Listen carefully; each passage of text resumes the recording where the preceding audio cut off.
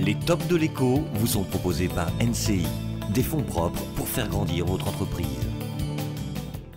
Bonjour, vous en avez assez des mauvaises nouvelles? Vous voulez qu'on vous parle de ce qui marche? Et vous avez bien raison. Alors pour vous, voici le 5e numéro des tops de l'écho. C'est votre JT Express de l'économie positive en Normandie.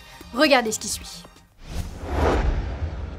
Des bonnes nouvelles, en voici, avec de la douceur. À Danville dans l'Eure, la famille Cluizel est devenue une dynastie du chocolat haut de gamme depuis 3 générations.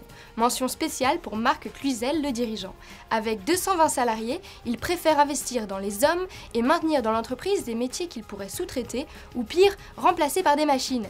C'est assez rare pour être signalé. Sans doute le goût du travail bien fait. Chiffre d'affaires record pour le groupe Trace à Saint-Romain-de-Colbosc, 8 millions d'euros en 2013. Dans le métier des éditeurs de logiciels, on aime parler en dollars et là, ça devient symbolique. Le palier des 10 millions est atteint. Les raisons de cette croissance, un beau contrat avec Dassault Systèmes et surtout un beau développement en Chine avec plus 75% de ventes. Un nouveau bâtiment et des embauches sont prévus ce semestre.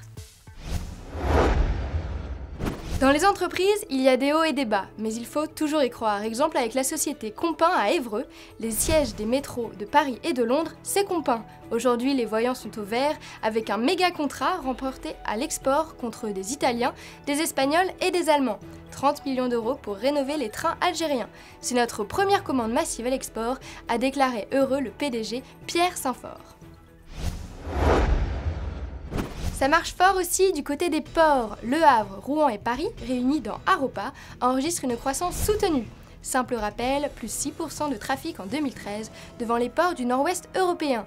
Et une nouveauté prometteuse dans la filière biomasse. Un premier navire vient de livrer 6200 tonnes de rondins et de plaquettes de bois à la centrale Cofeli de Grand Couronne pour produire de l'électricité et de la vapeur dans les transformations des oléagineux.